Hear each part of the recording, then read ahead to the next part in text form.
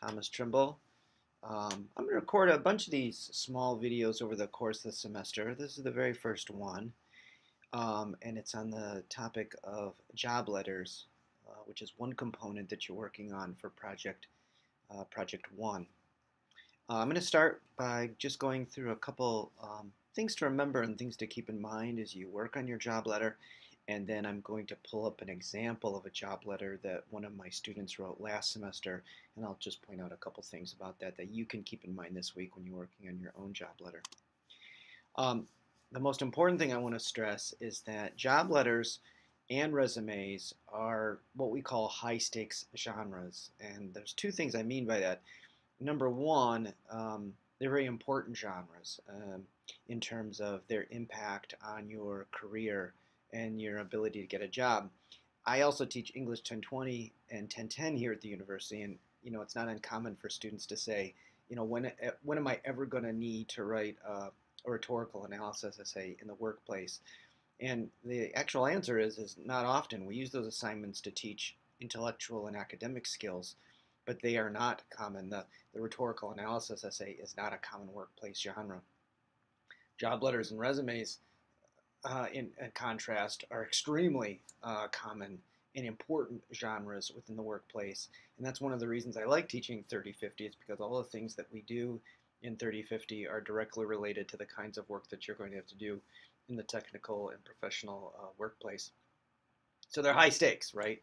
The effectiveness of a job letter and a resume is extremely critical to your chances of getting a job and getting new jobs and moving around the workplace. But when I say that job letters and resumes are high-stakes genres, I mean something else as well. And that is these two genres, these two kinds of writing, have a very low tolerance for errors. And those are errors of spelling, format, content errors. It's not unusual at all for a single grammatical error, spelling error, punctuation error to disqualify a job package from consideration. Now, normally that doesn't happen, right? So you think about the things that you normally write for school, one mistake is not going to fail the paper normally. But for job letters and resumes, a single error can be catastrophic in terms of your consideration for the job. So that's so that's the other thing I mean when I talk about these being high stakes genres, and we'll talk a little bit more about that. I want to talk primarily about job letters. Job letters is a very short piece of writing. It's usually no longer than a page. Sometimes they're a little bit longer, but mostly they're just a page. They're single-spaced, and they have just a few paragraphs.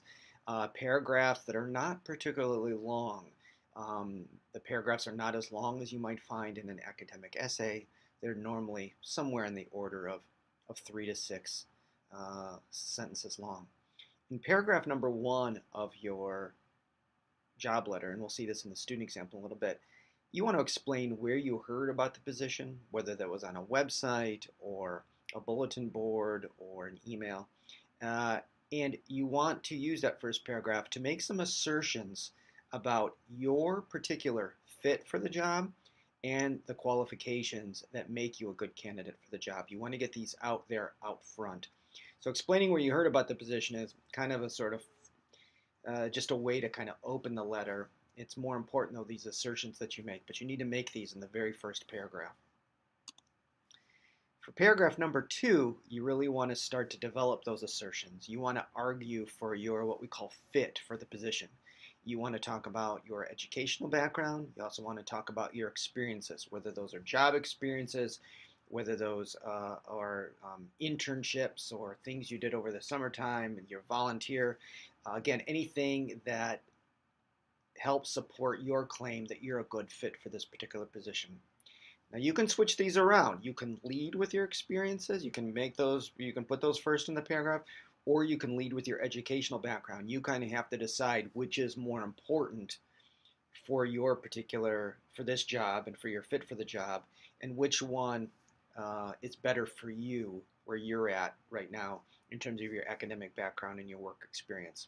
I would encourage you to go with the stronger of the two, but it is your choice, but you kind of have to think a little bit about the job. For the third paragraph, we want to continue to develop and support your claim that you're a good fit for this job.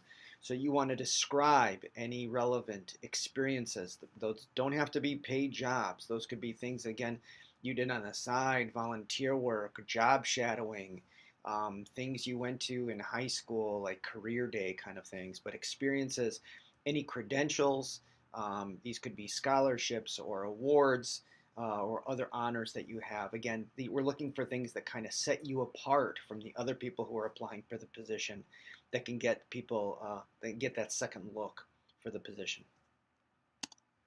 Finally, for paragraph number 4, usually most job letters are just 4 paragraphs long. I've seen some that are longer, some that are shorter, but let's think about this as the last paragraph of the job letter.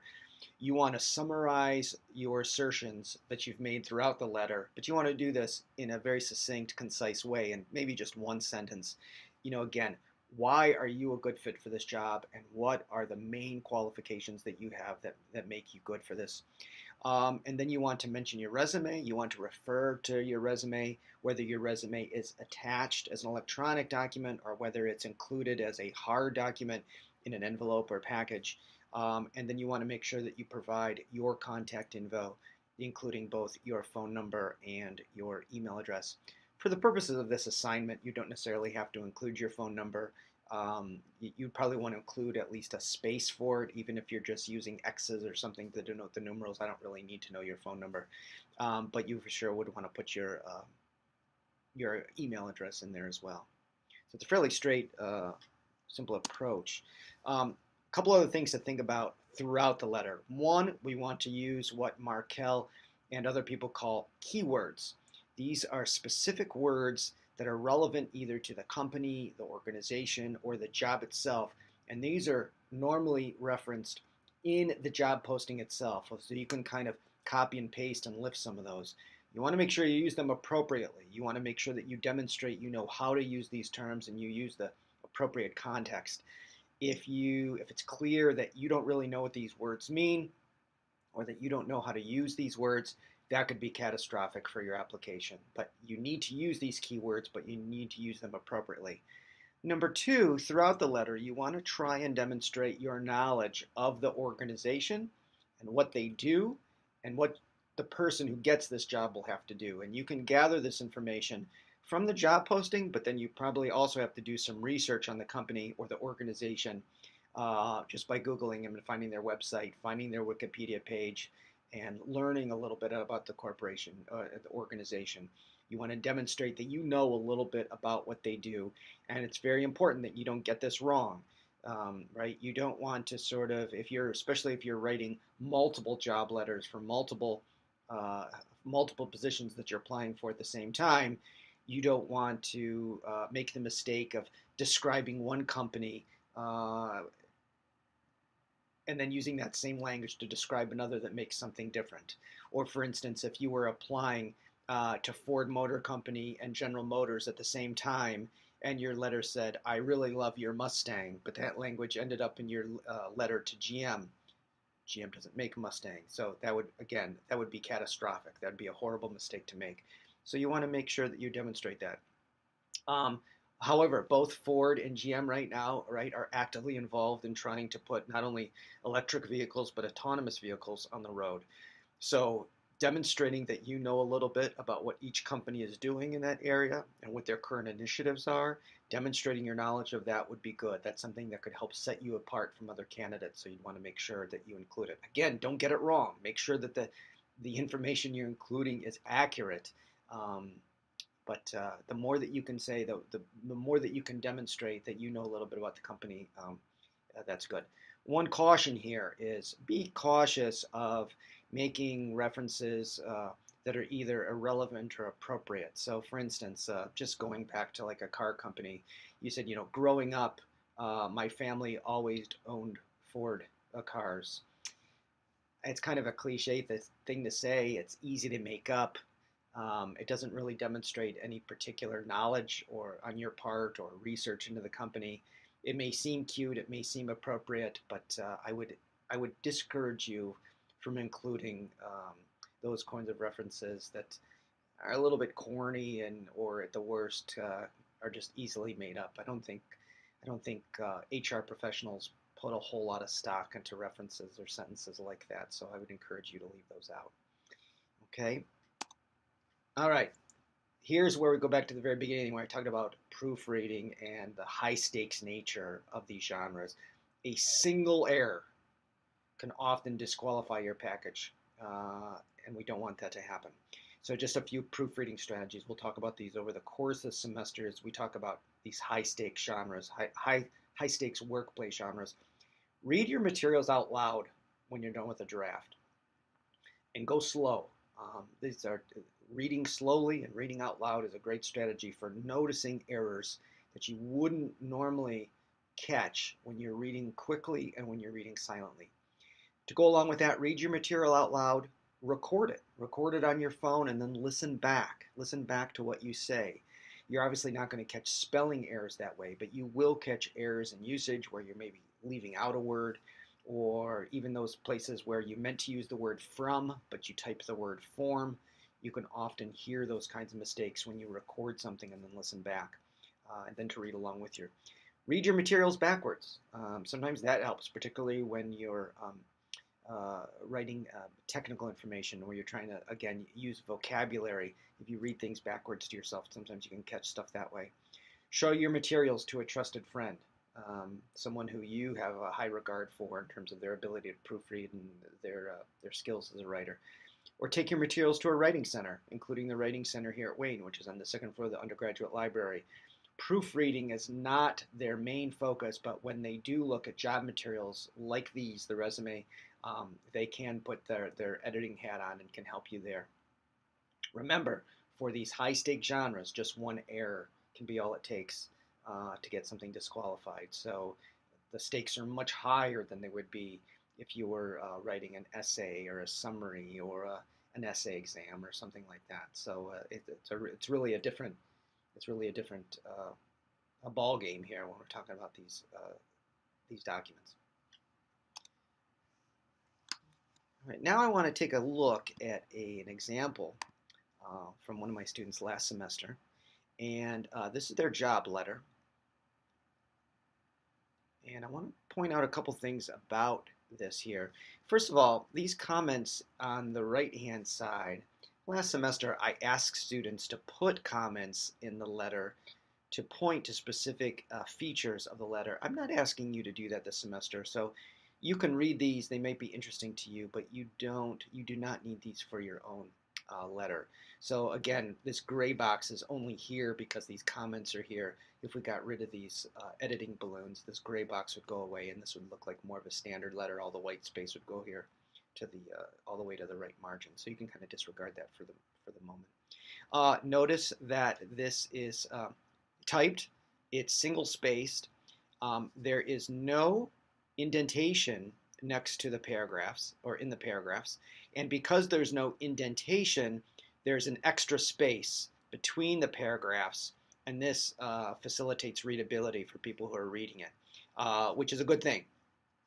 Look at the very top of this letter, and if you compare this to the examples of Markel that are included in Chapter 10, there's two things that are missing up here. Number one, at the very top, we should have the date in which the letter was written. That should be there. And then even above the date, what we should have is we should have the address of the person writing the letter. So those shouldn't be included. Those things are missing from this letter. What we do have is we do have the address of the company that the applicant is writing to. What you see here is what we don't have from the job posting. We don't have the name of the person or the HR representative that we're writing to. Sometimes that's not available in the posting. And that's why if you look here at the opening salutation or the opening greeting, the writer wrote "to whom it may concern," which is appropriate.